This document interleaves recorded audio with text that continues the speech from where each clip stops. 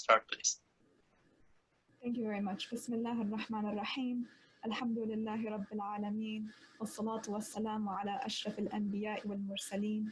Sayyidina wa habibina wa nabiyyina Abul Qasim Muhammadin sallallahu alayhi wa sallam wa ala ahli baytihi at-tayyibin at-tahirin. أما بعد فيقول الله في كتابه الكريم بسم الله الرحمن الرحيم ولا تقتلوا النفس التي حرم الله إلا بالحق ومن قتل مظلوما فقد جعلنا لوليه سلطانا فلا يسرف في القتل إنه كان منصورا. And translated, and do not kill the soul which Allah has forbidden except by right. And whoever is killed unjustly, we have given his heir authority, but let him not exceed the limits in the matter of taking life. Indeed, he has been supported. Thank you all for having me here tonight. I'm very glad to be able to speak with you on this last night, and inshallah to remember Imam Hussein alayhi salam, and to keep this remembrance with us for the rest of the year. I'm coming at the end of... So I think your sound goes a little up and down, you know. Sorry. Now it's good. Now it's good. Okay. Hopefully it'll work. Please let me know if there's any issues. I've had issues with this computer before. And so I'm coming at the end of a line of really fantastic and amazing speakers who I've learned a lot from. And in this speech, I'm hoping, inshallah, to continue with some of the themes that we've had in the previous nights and with the previous speakers. There's going to be a little bit of discussion about what it means to have authentic remembrances of the Imam, what it means to have different types of narratives, and what it means to have walaya for the Imam and what is our duty in this world as seen through a slightly different lens. So just to point out some really specific factors that have really influenced me and been inspirations for me, Dr. Farhad Qudusi, when he spoke about different understandings of Karbala, spoke about, for example, historical and ahistorical sources that we have. And my talk is going to kind of broadly touch on some of those themes, but also look at what it means for us to have only narrative sources, and that these narrative sources change from age to age, whether they're written as early histories or written later as roses. Dr. Sajjad Rizvi and Muhammad Safa, a classmate of mine, have spoken about the importance of recognizing the walaya of the Imam internally, and how we can express that in our own lives, and what belief system and actions we can see through walaya. And through this, there's a totally different understanding of what it means to look at these narratives and sources about the Imams. And so really the focus of my speech is going to be, what can we take away from looking at these narratives when we look at the villains and the antagonists of these stories, when we look at people who opposed the Imam at Kerbala and their life, and what their opposition actually means for us, and how it reflects on our own understandings of the Imam. So, kind of to give a background to that before we go in, I wanted to talk a little bit about what studies we have on Ashura and the battle at Kerbala. So, as Agha Farhad had mentioned in the past, we have Rasul Jafarian, a very well-known scholar in Iran, who has worked on the different sources that we have and how we can actually categorize them in terms of authenticity, in terms of their age, and in terms of their historicity or ahistoricity. So are these narratives that go back to eyewitness accounts? Are they narratives that bring in mythological elements? And his work is very well known and used quite often, especially in anthologies that collect on narratives about the Imam, such as the Danishnameh Imam Hussein alayhi salam, a multi-volume work which actually publishes a lot of the narratives that I'm going to be speaking about today. Ali Hussein, a graduate of the University of Chicago, wrote an unpublished doctoral dissertation that looks at all of these different sources and about how we see changes in the narratives in terms of our understandings of piety and about the characters of the Imam and his companions. There are scholars like Antoine Bourreau who speak about cultural memory and the development of these narratives through layers of interpretation. All three of these speakers have focused primarily on academic understandings of the story of Imam Hussein alayhi salam. But there's more than just the academic. There are speakers like Sayyid Murtaza Mutahhari, well known for most Iranians, who in the 1960s gave a series of talks entitled Hamaseh Hosseini, or titled in English, Ashura, Misrepresentations and Distortions. And these were a series of 4 lectures in the 1960s that focus on the story of Karbala and the problems that he saw with popular understandings of the story of Karbala. In it beginning from this first speech and then through all 4 nights, Sayyid Mutahari speaks about the misrepresentations that come up in different stories and how those misrepresentations actually hurt and limit our understanding of the Imam, and how they hurt how we apply our walaya and our love of the Imam in our daily life. So he gives different examples about how these misrepresentations actually hurt our understandings of the character of the Imam and how they actually misrepresent the essential role that the Imam played. So for example, a well-known story that I've heard in multiple roses and multiple stories and maqtals is the story of Layla, the mother of Ali al-Akbar, eldest son of Imam Hussein alayhi salam, who's killed in Karbala.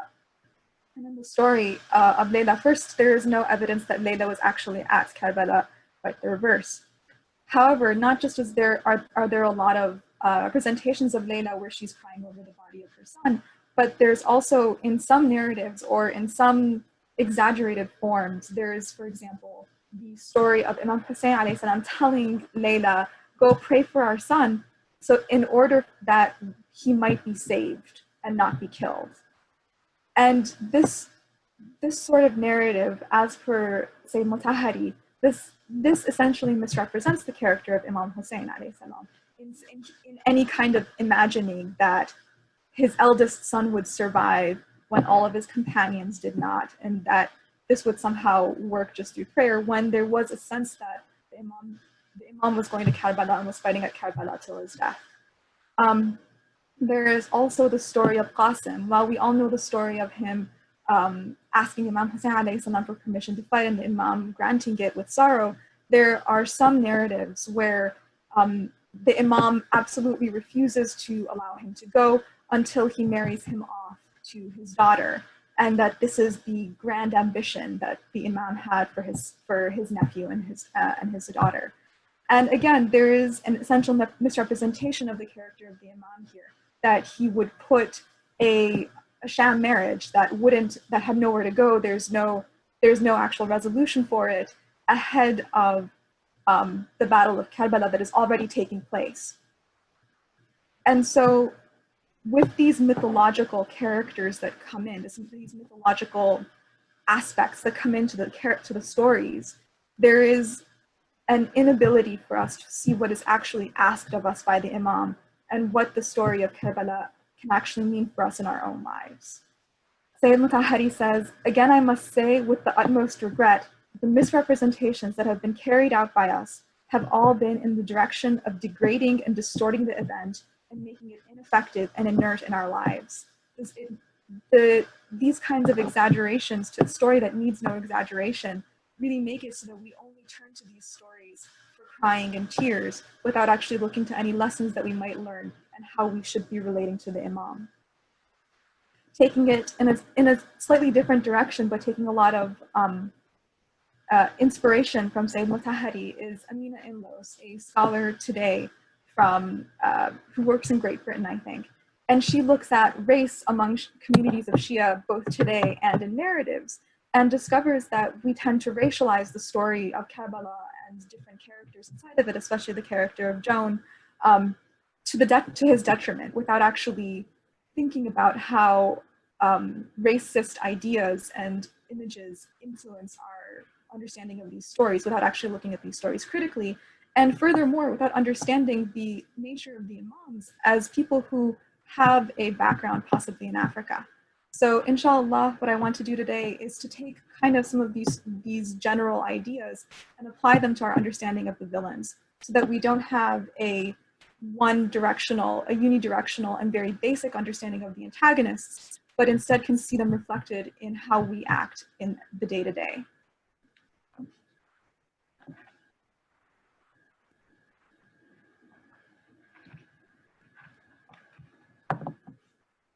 So let's take these characters and these narratives and look at them in more depth. In order to do that, we should address the question of where do a lot of these differences come from? Where do we see the development of these mythological characters and these mythological aspects? And a lot of that comes out of popular retellings of the stories and through age. So first of all, there's the tazia genre that was very popular in Iran and is seen as a traditional understanding of mourning in Iran. And the tazia, while very good at mourning and giving us sorrowful stories, is not focused primarily with accuracy. And Peter Chalkowski, along with various other scholars, have done a good amount of work on how tazia actually works and how it uses exaggeration and literary aspects in order to better elicit emotion. Another way that this has happened is through the use of roses and the development of roses at the discretion of individual speakers, starting with Rozatul Shahada, written at the time of the Safavids in the 16th century. And so these stories tend to give us very flat understandings of characters, very flat understandings of the motivations of those who went to Karbala, both as on the side of the Imam and as to the antagonists of the Imam. And so there is this tendency to an absolute negative portrayal of the antagonists to the Imam. They have no redeeming characteristics. They are kind of mustache twirling or beard twirling villains who sit there and laugh at the Imam and at the Imam's companions. And while this might be true that there was a great deal of enmity and that they expressed it very crudely, this is not true for all of the antagonists who are there. This is not true either necessarily of the wider array of people who oppose the Imam and the Imam's uprising at Karbala. And so here, the main questions that I want us to think about today are, one, who are the main people who we think about when we think about villains and antagonists of the Imam? Why do we think about them in specific ways, and why do we think about them in really one-directional ways and very flat ways? And how are they actually portrayed in some of our earlier sources, both primarily historical but also narrative sources? Second, what have we ignored in focusing on these few characters? And third, how can we give different parallels between characters on the side of the Imam to characters who are antagonists, and how does the Imam in these narratives respond to these antagonists? How should we see what it means for us in our lives to have to respond to evil or villainy or disobedience of the Imam? And so part one is going to focus on the main villains and their lives and give us some more depth and understanding of them outside of the one or two lines that we associate with roses. So first, there is Yazid, the caliph who starts off everything. There's Ubaydullah ibn Ziyad, the second governor of Kufa, who is the one who is very much against the family of the Prophet and leads to a lot of the excessive cruelties against them. There's Umar ibn Sa'd, the commander of the army that is sent to meet the Imam in Karbala, and Shimr ibn al-Jawshan, who, according to some narratives, is the man who kills the Imam, and according to others, is simply one of those who is the most dead set against him. To begin with, then, Yazid. There is very little that can be done to rectify the character of Yazid or to give him any sort of nuance. He's well known for all of his weaknesses and foibles, for his evil characteristics, for his love of wine and partying at the expense of governance, for his dissolute character, and for his lack of understanding of governing. Furthermore, it is during his reign, very early on in his reign, that obviously the event of Karbala takes place, which is because there are multiple people, not just Imam Hussein alayhi salam, but also, for example, Abdullah ibn Zubayr, who refused to give him bay'ah. And furthermore, even later into his very short 3-year reign, there is the Battle of Harra, where a group of Medinan ashraf, or nobility, also rise up against him because of his terrible behavior and are also killed by him and his army. However, there is still one thing to be noted, and that is that the main characteristic that follows around Yazid is not necessarily effective or mustache-twirling villainy, but instead is an essential weakness of character. When we look at attempts to rehabilitate the image of Yazid, and there were quite a few, just based out of the idea that the caliph in Sunni political theology always has to be on the side of right, and there's no criticism that can really be leveled at him. We see that the attempts to rehabilitate him go primarily on the fact that he regretted what happened at Karbala. He did not want it to happen. It was something that he was very sad about afterwards, and that he went into the leadership, and that he saw leadership as something that was to be emulated, and that he wanted to take charge of the Muslim community. So on the first point, that is very important for us to note that this is something that he went into. It wasn't something that he just became sorry for afterwards, but it was something that he weighed the options of, to take leadership and to have all of these characters placed against him, and he came down on the side of taking leadership. And furthermore, when it comes to the way that he expressed himself, there are multiple narratives. In some cases, he is very dismissive and contemptuous and cruel towards the family of Imam Hussein alayhi salam when they appear before him after the Battle of Karbala. In other cases, he is very regretful, and he sees this as something that had to be done. He reads a line of poetry attributed to a pre-Islamic poet, saying, يفلقن هاما من رجال أعزت وهم كانوا أعقى وأظلما. Swords split the skulls of men who are dear to us, but they were disobedient and oppressive.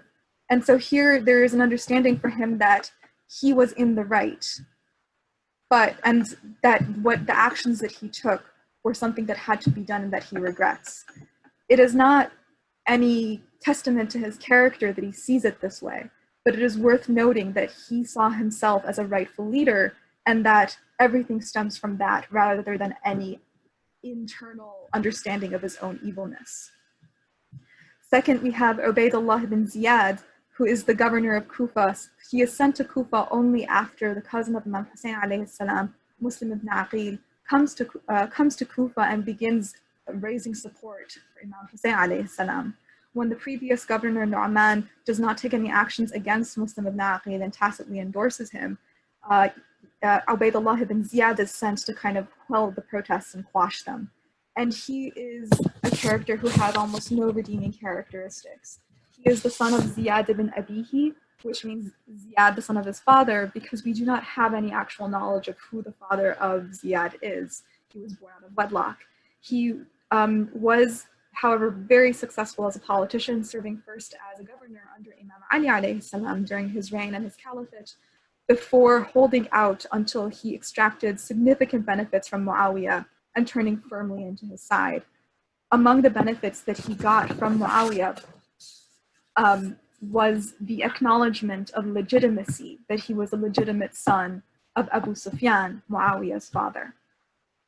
This is actually a Jahili custom called istilhaq, which allows for illegitimate sons to be seen as legitimate, and is part of the larger return to tribal customs that we see, tribal and Jahili customs that we see under Muawiyah. This is going to figure a bit more later on in the speech as well. But this firmly solidifies the relationship between the family of Ziyad and the Umayyads, the Sufyanid Umayyads, Muawiyah and Yazid.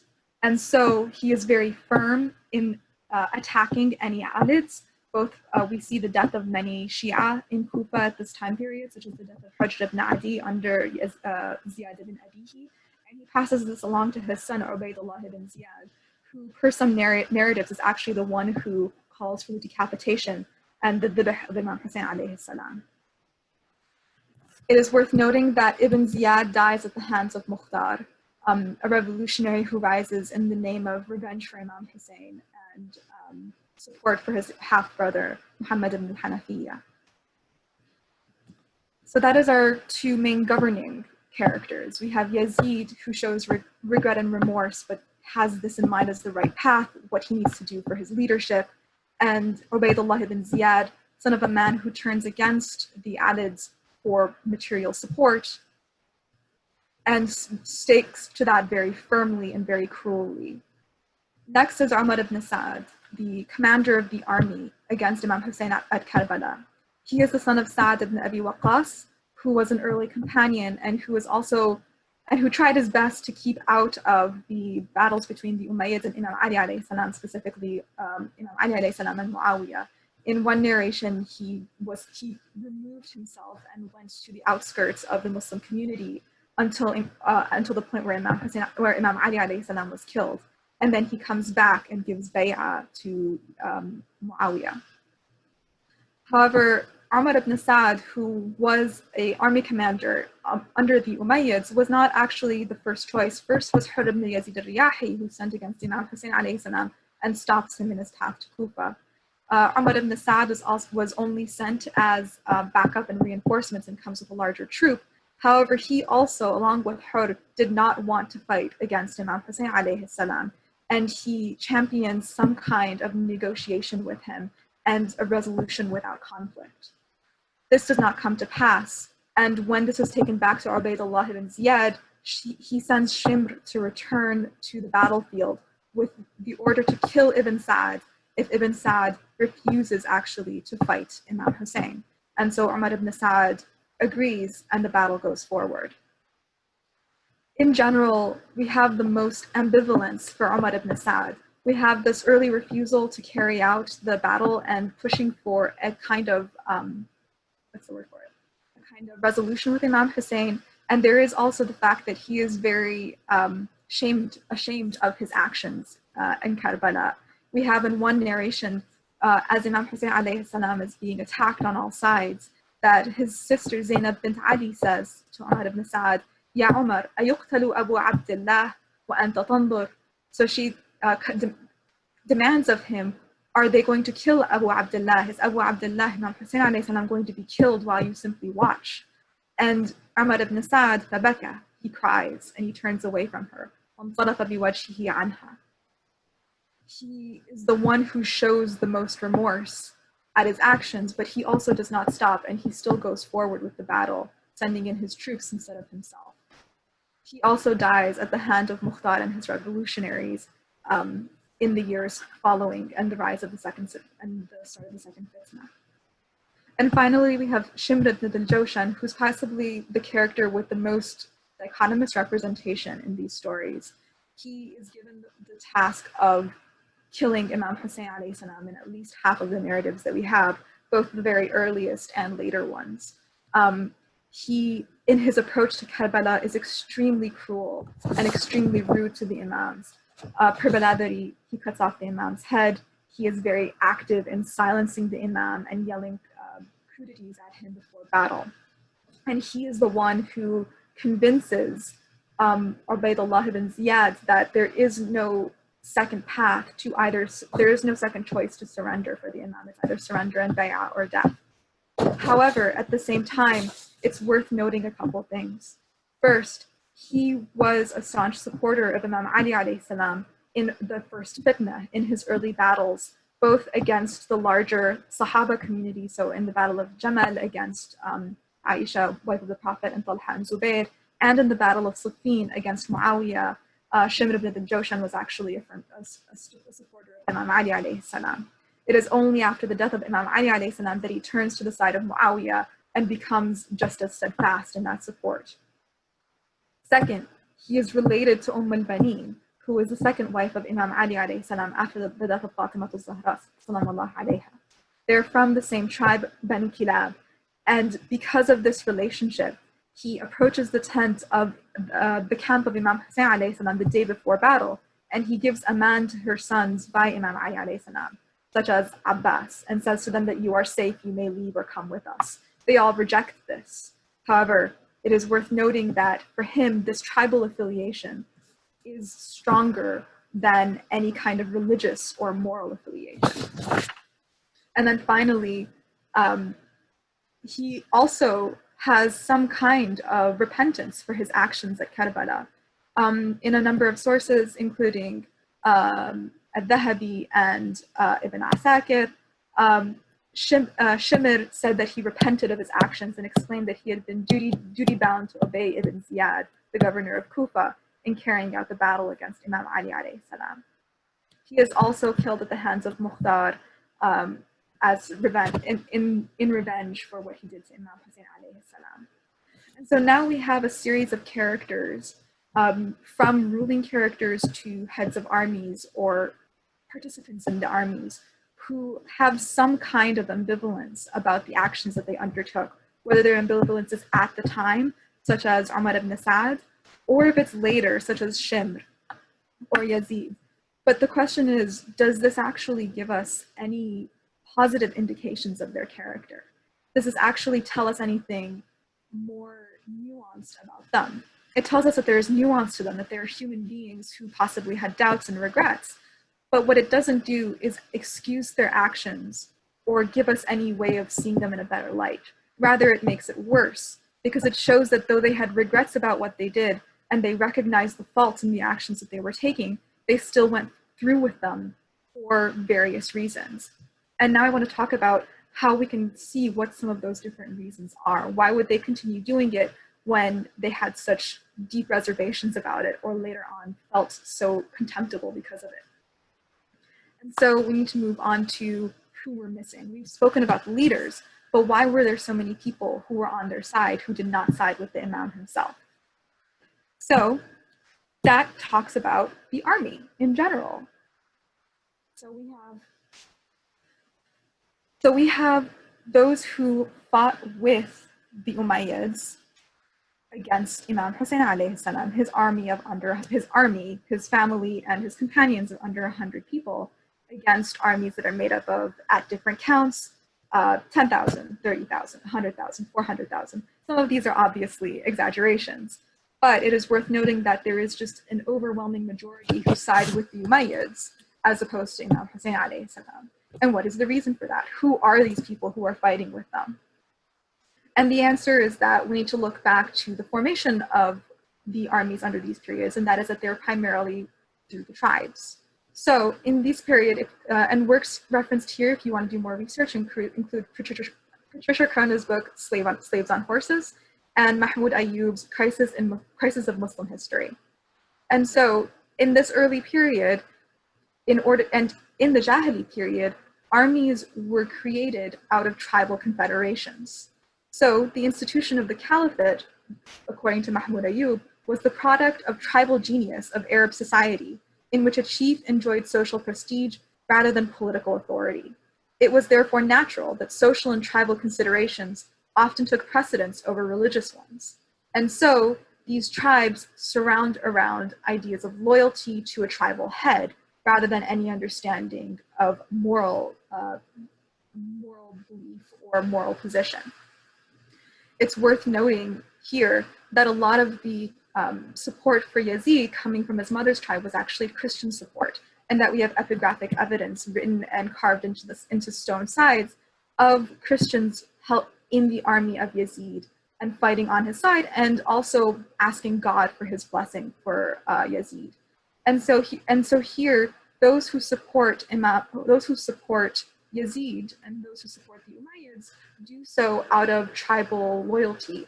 They do so out of the tribal federations that they're a part of, and this leads them to need to support Yazid, whether they agree with him or not, over Imam Hussein alayhi salam, who did not ask for this kind of tribal support.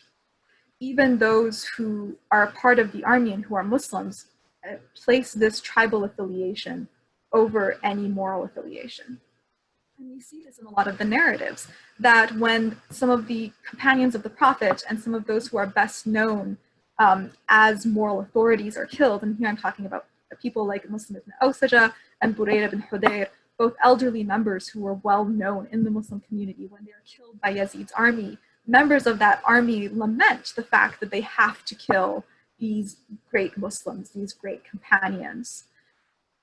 The death of Imam Hussein alayhi salam is very conflicted for the army because he is seen as a link to the Prophet. It is because of these tribal links that they mourn what is happening, and they mourn the loss of moral characters, but those moral characters take a second seat to the tribal affiliations and the loyalties that they're supposed to have. It's worth noting at the same time that Imam Hussein alayhi salam did not ask for this. For example, there are a couple of different narratives. Anybody who wants to look at the names of those who are killed with Imam Hussein alayhi salam, there's an early Arabic source, one of the earliest sources written about this, called Tasmiyatu man qutila ma'al Hussein alayhi salam, and it lists the different people who died along with their affiliations in terms of tribes and families. And there is very little consensus. The one tribe that we can say is the most represented is the family of Imam Hussein alayhi salam themselves. But everyone else, they are from lower groups. They are from a wide variety of situations. There are some who are Ashraf or nobles of Kufa, and there are some who are from various tribes like Tamim. But there is no overall tribal character to Imam Hussein alayhi salam's group. Instead, what there is a moral one. And so what we see is, along with Umar ibn Sa'd and supporting the army out of fear of his own life, there are those like Ubaydullah ibn Ziyad, like Shimr ibn Jawshan, who support the Umayyads because of their tribal character, because of this understanding that tribe comes first over morality. Is this something that we can actually hold up and see any value for in the actual battle of Imam Hussein alayhi salam? There are a number of parallels between those who support the Imam and those who stay on the side of the Umayyads. So first of all, there is, as I mentioned before, the fact that a large number of those who support Imam Hussein alayhi salam are not actually of any large tribal confederation. They are instead individuals. Second, we have a really important parallel between Umar ibn Sa'd and Hurr ibn Yazid al-Riyahi. As I mentioned, Umar ibn Sa'd is one of the commanders of the army, the commander of the earlier army who actually stopped the Imam before they could make their way to Kufa. Hurr ibn Yazid al-Riyahi is therefore in a similar position to him. Hurr stops the Imam, and when the Imam asks him for different options, he also does not want to fight, but he is also antagonistic towards the Imam until the day before the battle, when he realizes that he's on the side of wrong. Knowing that it will lead to his death, he switches sides and comes over to the Imam and fights against him. Parallel that with Umar ibn Sa'd, who is aware from early on that he does not want to fight with the Imam and who is not explicitly antagonistic towards him at all. However, he still chooses to go through with the battle at the threat to his own life. And he sends his army ahead of him, knowing, however, that that is the side of wrong, and instead he is trying to save himself. And so we see here this parallel between one who is, say, a sympathetic villain, and one who is on the path to villainy, but instead turns around and supports the Imam. There is also the story of Zuhair ibn al-Qayn, who is an early Uthmanid. He was a supporter of Uthman. And this is actually dropped from a lot of later narratives because it's not understandable for those in roses why there would be the supporter of Uthman who would then come over to the side of Imam Ali, to the side of Imam Hussein alayhi salam. However, he does so. Upon seeing the Imam on his way to Kufa, he joins with him and decides to fight with him in the battle at Kerbala, despite the fact that he was against the Alid family beforehand. And so here we see parallels that while the understanding of a tribal confederation and while the different fears can make us understand and be sympathetic in some ways towards these antagonists to the Imam, that's not really where the story ends, because they are the ones who chose wrong. They're the ones who stopped short of what is needed for us to actually get to the walaya of the Imam, and they show us how easy it is for us to call someone an enemy without recognizing the enmity that we can have in ourselves. When we look at our studies of the Imam today, we very often tend to shut the Imam into the box of Ashura, the 10 days of Ashura, and possibly Arba'in, and then we don't take any measure or any understanding of what it actually would mean to support the Imam and what the Imam asks of us. And so looking at these villains and how quickly and how simple it is for some of them to switch from sympathetic to antagonistic should show us what we need to do and how we need to look at our own lives in terms of how we think about the Imams and how we think about the family of the Prophet and our moral upbringing and what our morality should be, what it means for us to have walaya for the Imam and for a larger community. And so finally, I want to talk about how the Imam himself approaches these people who might be ambivalent in their antagonism towards him, or at least who fight against him. And it's to say that the Imam alayhi salam is very clear in his understanding that these are enemies of him. And no matter how sympathetic they might be, there is no way for him to accept that he is asking of something better and of something higher, and that we must rise to that challenge. This is something that is somewhat, I guess we could say that there's a lot of questions about it, because one of the things that keeps coming up is, well, shouldn't we be understanding and forgiving at this time period? But the Imams, in some ways, were very strict and clear about their supporters. Imam Ali alayhi salam, when looking at the speeches of the Nahj al-Balagha, a series of the most eloquent speeches that he'd given primarily in his caliphate, is very harsh, not only towards his enemies, not only towards Muawiyah, and sometimes even the earlier caliphs, but he is harsh towards his own supporters when they do not support him thoroughly, when they fall down, when they are cowardly, when they try to go for tribal or personal benefit. He is extremely harsh towards them. In one story, one man tries to buy a large number of goods from the state, and the reason for this is that he's trying to make some amends between one group of people and another. And so he puts forward and says that I will buy them at, say, 1,000,000 dirhams. And then he does not pay it, believing that in this kind of setting, simply saying it is enough. And he complains that Imam Ali alayhi salam holds him to his word.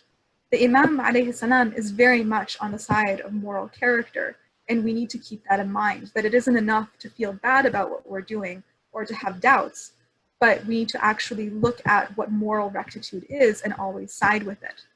Imam Hussein alayhi salam, on the battlefield of Kerbala, in 2 different occasions, asks for judgment for those who are mocking him or who are against him.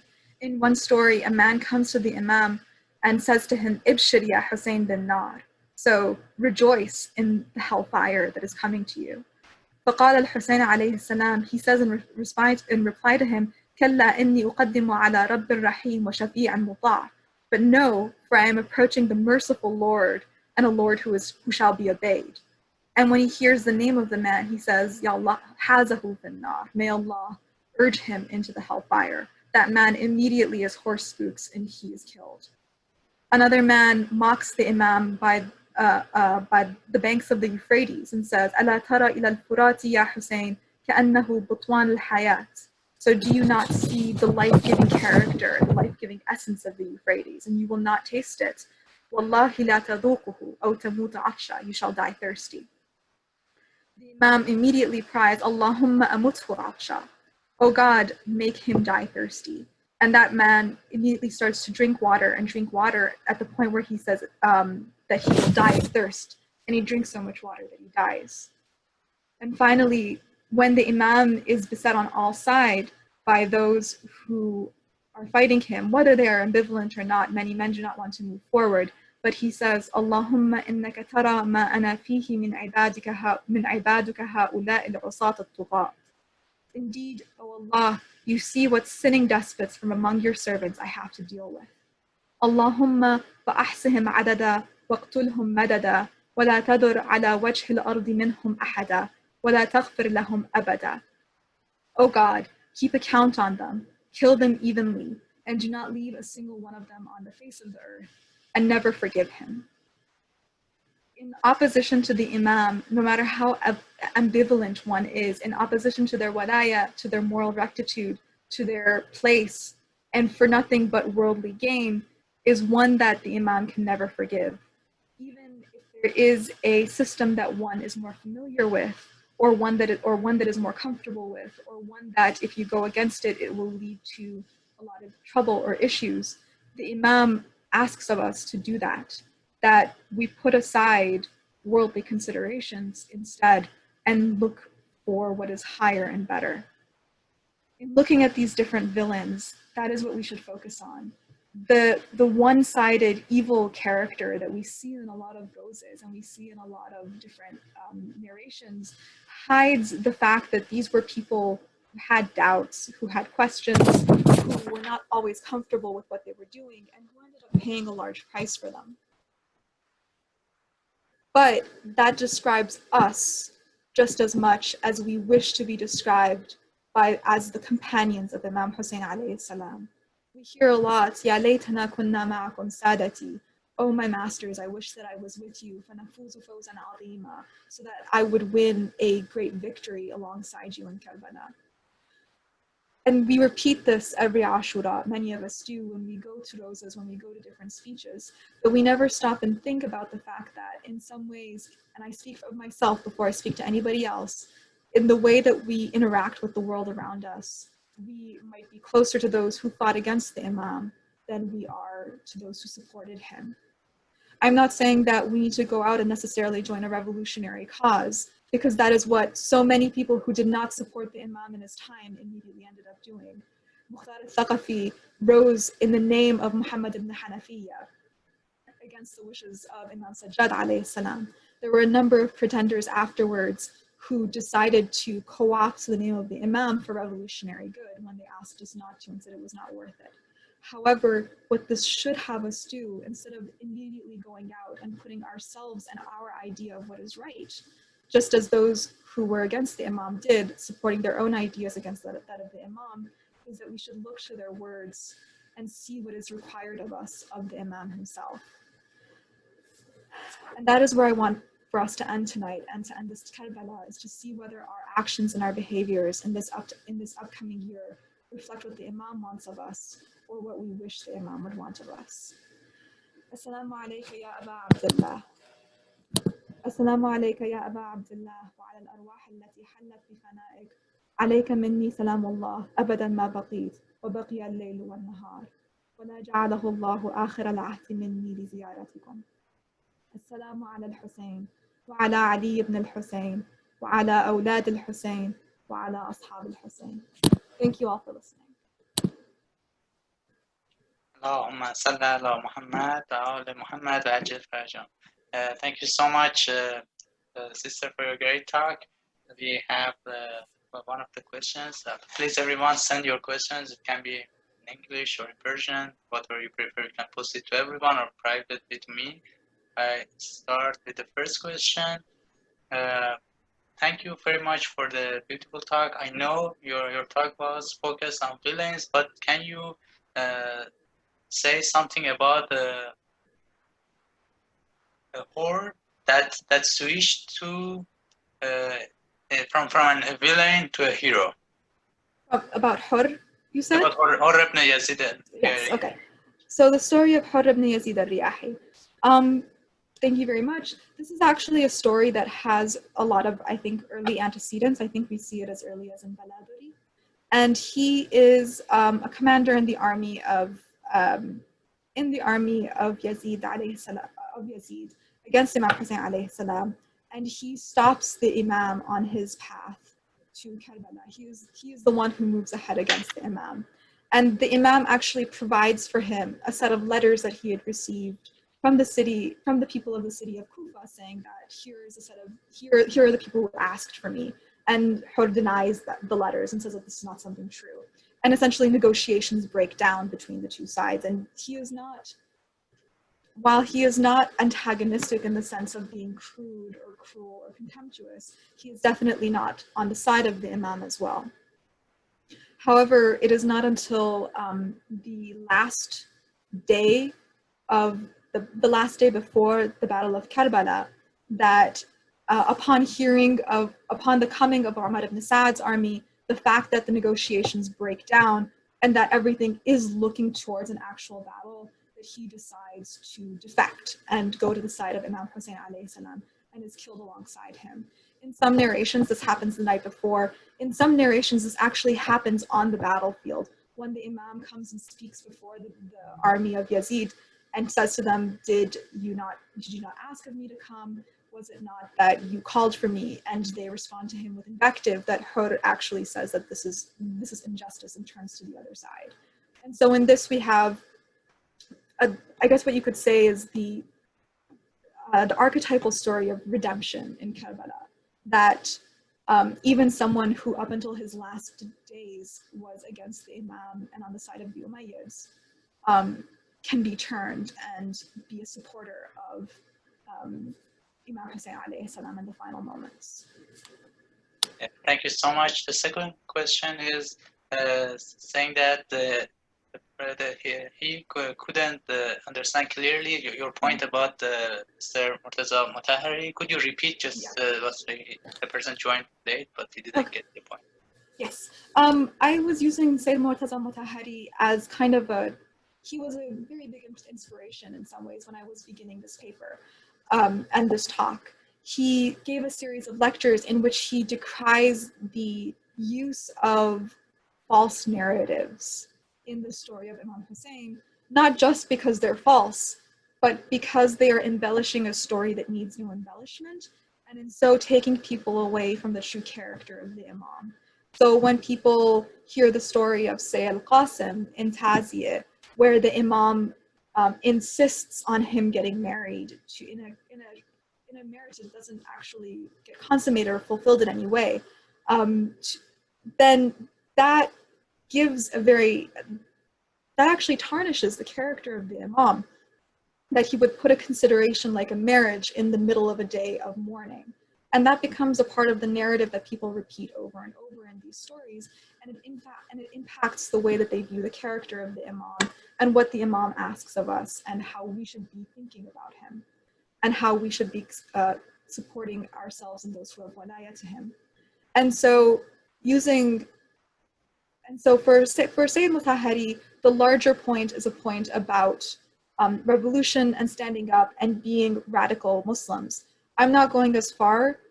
My talk was not focused on the revolutionary aspects so much as the fact that we say that we should be looking at these narratives in different ways. And my question is, well, how can we approach these one-sided villains in a different way?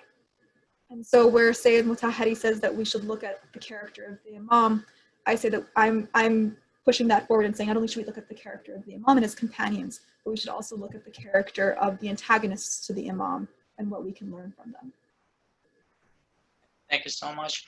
One of our lady members says, dear Sister Ameena, do you recommend any other authors besides Muhammad Ayub, The Crisis of Muslim History, to help form a historical account of the events of Karbala? It's other than, well, Crisis of Muslim History I wouldn't focus on actually. Mahmoud Ayub actually has a different book called Redemptive Suffering, which very much does focus on the question of Imam Hussein alayhi salam and his martyrdom. I'm going to pull up Ali Hussein, whose work is published on ProQuest, actually looks at a number of these different narratives about Imam Hussein alayhi salam and focuses on his piety. And honestly, I would stick to sources like Sheikh Mufid, who writes a very clear historical account and a very moving historical account of the events of Karbala in his book Al-Irshad. And if there are other books that are requested, I can also try to add a few different sources, but those are all good places to start. Yeah, thank you so much. The next question, the last question so far, I mean, everyone please are welcome to ask your questions in English or Persian. So the question is, are the enemies of the Imam both those who are the leaders and those who switch sides, meaning the people who recognize his Imam status? What was the status of Imamate at the time or during the battle? I think that when we say what was the status of the imamate during the battle, I think that is a difficult question. But I think that when it comes down to recognizing evil and recognizing people who are trying to use worldly authority instead of those who have any kind of moral authority, I think that was very clear. So the leaders are definitely those who are antagonists to the Imam. But it's worth noting, for example, that there are different recordings of those who killed the companions of the Imam alayhi salam, and that the fact that they were not the leaders does not excuse them from the fact that they fought against the Imam. They can say what they want about the fact that their leaders did so, but each person has an accounting of themselves. So when we talk about the enemies of the Imam, it should not just be about those who are in charge, but it's about those who do not recognize the power and the walaya of the Imam himself. We can spin a lot of hay, I think, about what it meant at the time to be a supporter of Imam Hussein, or what the imamate meant at that time period. But it's very clear that Yazid was recognized as being an illegitimate ruler, whether it was after Imam Hussein alayhi salam, or just in the different uprising against him, whether it was Abdullah ibn Zubayr, or the Battle of Harra, or any number of groups who talk about how terrible he was, whether we look at his character or his ability to lead. So there's no doubt that true leadership could be recognized. However, it's not worth talking about what did the imamate look like to the people at that time, because we just don't have an answer for it. Yeah. Thank you so much, Sister Ameena, for your great talk and answering these 4 questions.